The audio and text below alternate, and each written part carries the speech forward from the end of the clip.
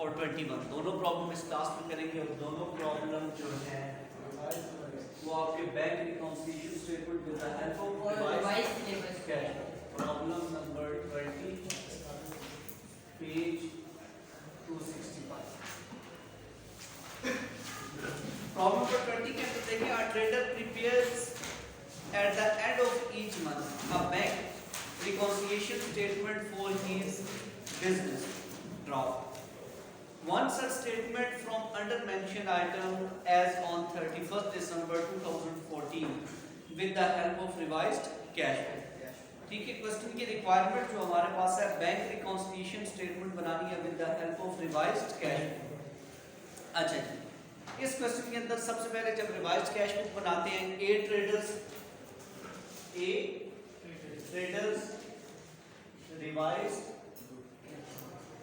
Cash book और revised cash book सिर्फ bank column होगी। रिवाइज्ड कैश बुक जो बनती है उसमें सिर्फ बैंक का कॉलम, बैंक कॉलम ओनली। अच्छा, इसका सिंपल बिल्कुल फॉर्मेट है, डेट का कॉलम या particulars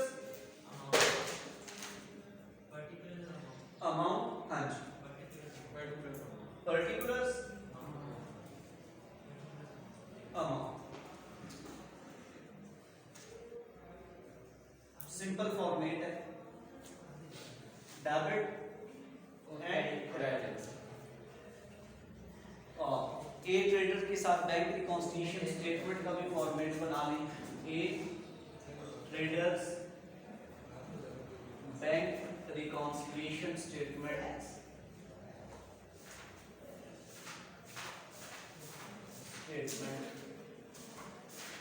as on December 31st 2014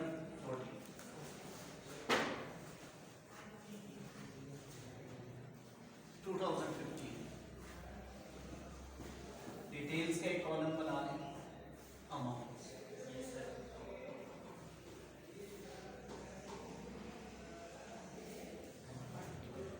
चीजें यहाँ पर बैलेंस जो गिवन बैलेंस होगा उसमें ऐड, कुछ चीजें गिवन बैलेंस में लेस। चलिए प्रॉब्लम स्टार्ट करते हैं। इसमें देखिए कि सबसे पहले ट्रांजैक्शन नंबर जो 2 है 3 और 2, 3 और 6 को सर्कल करें। मैं बताऊँ 2, 3 और 6 आपको पता लगना चाहिए।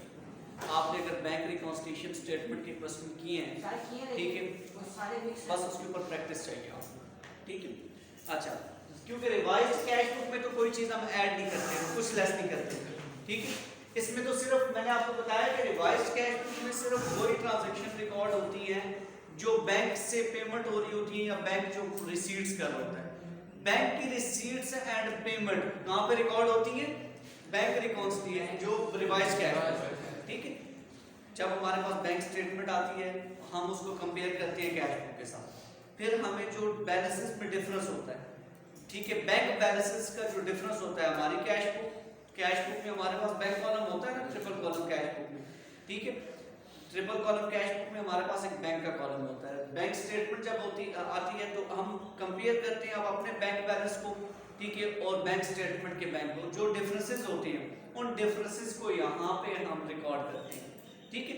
अच्छा, अब ट्रांजैक्शन नंबर 2 देखिए कि one customer had paid directly into the bank ₹2500।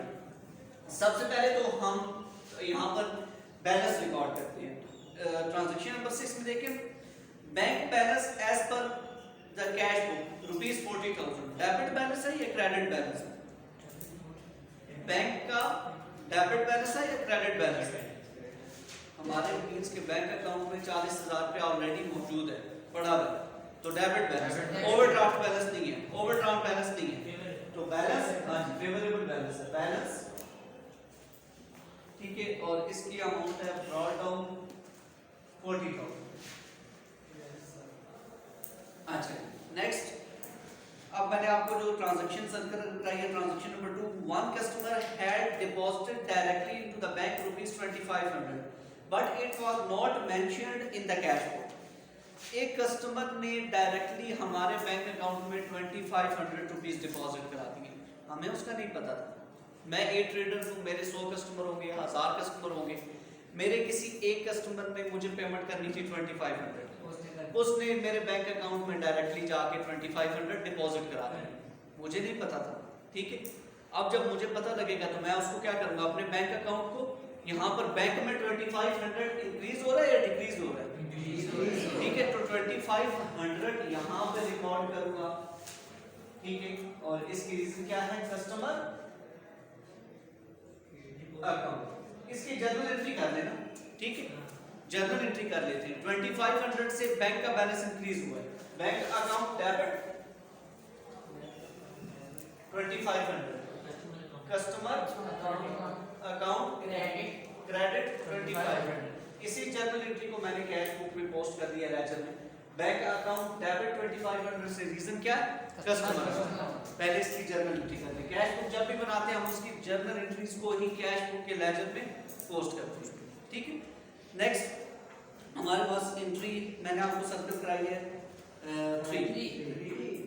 The trader had withdrawn from the bank rupees 7000, but the same had not been entered in the cash book. Bank से 7000 की अमाउंट विड्रॉ हुई है, तो entry journal क्या होगी? Bank account credit हो जाएगा, drawings account debit. तो ड्राइंग्स अकाउंट डेबिट 7000 और बैंक से वो 700 की अकाउंट अमाउंट डिडक्ट हुई है, तो बैंक अकाउंट क्रेडिट। यहाँ पर रिकॉर्ड कर देती है ड्राइंग्स अकाउंट की वजह से बैंक अकाउंट क्रेडिट हुआ 700। ठीक है, अच्छा अब बस यही हमारे पास एंट्रीज हैं, इसको टोटल कर लें। बैंक से रिलेटेड यही क्वेश्चन के अंदर एंट्रीज क्रेडिटर साइड का टोटल दोनों साइड पे 42500, यहाँ पर हमारे पास बैलेंस बच जाएगा, बैलेंस कैरेट है, और इसकी अमाउंट 42500 में से लेस करते हैं 35500। ये हमारे पास कैश बुक का बैलेंस पहुंच गया, रिवाइज्ड कैश बुक। यहाँ पर लिख लीजिए बैलेंस एज पर रिवाइज्ड कैश बुक। न्यू जो एडजस्टेड बैलेंस है वो 35500। यहाँ पर बैलेंस एज पर रिवाइज्ड कैश बुक 35500। और हमारे पास क्वेश्चन के अंदर ट्रांजैक्शन नंबर 6 में देखिए bank balance as per cash book ₹40,000। ये फेवरेबल बैलेंस है या अनफेवरेबल बैलेंस? डेबिट बैलेंस है या क्रेडिट बैलेंस है? तो ये भी डेबिट बैलेंस है। ठीक है, फेवरेबल बैलेंस। अच्छा, अब हमारे पास जो एंट्रीज यहाँ पर रिमेनिंग रह गई हैं, फर्स्ट ट्रांजैक्शन देखिए।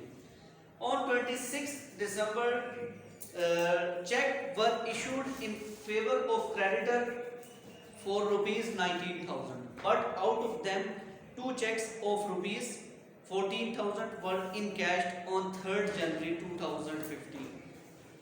2 चेक्स हैं 14,000 के जो कि इनकैश्ड चेक हैं। तो इनकैश्ड चेक डेबिट साइड पे ऐड होते हैं या लेस? जो हमारे पास अकॉर्डिंग टू जो चार्ट अपने सामने रखी वो देख के बताएं। अनकैश्ड चेक ऐड होंगे या लेस? 14,000 के अनकैश्ड चेक ऐड होंगे। अनकैश्ड चेक चार्ट देखिए, अनकैश्ड चेक डेबिट साइड पे add, uncashed cash cheques amounted ₹14,000 add. अच्छा, नेक्स्ट हमारे पास ट्रांजैक्शन नंबर आप 4 पे आ जाएंगे। On 29 December a check for ₹6,000 was received and entered in the cash book but had been omitted to be the bank। कि 6,000 का चेक था, ठीक है, जो रिसीव हुआ है, ठीक है, और उसको इंटर कर दिया कैश बुक में, लेकिन बैंक में उसको रिकॉर्ड, बैंक कॉलम में रिकॉर्ड करने से भूल गए हैं। ठीक है, तो ये वाली एंट्री हमारे पास यहाँ पर लेस होगी, ओमिटेड टू सेंड, हाँ ओमिटेड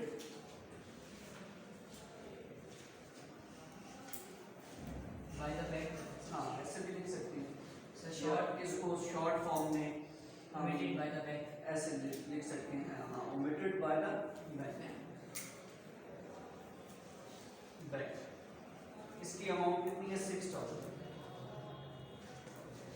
उसके अलावा 5 एंट्री रहेगी on 27 December 2014 rupees 350 were credited in the passbook as interest on deposit, but the same had been recorded in the cash book on 31st December 2014 कि 27 दिसंबर 2014 को 350 credit किया गया है passbook में से एज इंटरेस्ट, ठीक है, on deposit, but the same had been recorded in the cash book, उसको कैश बुक में फिर बाद में रिकॉर्ड कर दिया गया।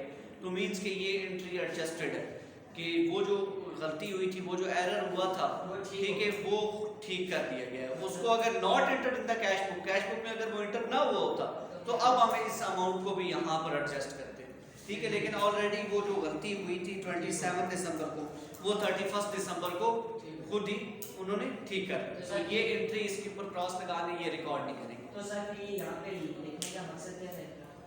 ये लिखने का मकसद यहाँ पर ये था इनका, ठीक है, कि स्टूडेंट्स इस अमाउंट को भी यहाँ पर क्वेश्चन के अंदर लिंक करेंगे। यस ठीक है, लेकिन जो 27 दिसंबर को गलती हुई है, ठीक है, जो रिकॉर्ड होना था वो जाके 4 दिन बाद 31 दिसंबर को उन्होंने रिकॉर्ड कर लिया। अगर नॉट एंटर्ड होता इन द कैश बुक तो फिर हम इसको भी एडजस्ट करते हैं, ठीक है। इनको टोटल करें और इसमें से 6000 की अमाउंट लेस करते हैं, और यहाँ पर हमारे पास देखिए कि ये अमाउंट रिकॉर्ड करें कितनी आ रही है, दोनों को ऐड करें 495 49,500 जी 49,500 balance as per revised passbook जी 49500 इसमें से लेस करें 6000 43,500 43,500 ये आपके पास बैलेंस एज पर रिवाइज्ड पासबुक क्रेडिट बैलेंस। ये आपका प्रॉब्लम नंबर 20 है जो हमने सॉल्व किया with the help of revised cash. कोई प्रश्न यहाँ तक क्लियर? अब हम स्टार्ट करेंगे प्रॉब्लम नंबर 21। सर एक सेकंड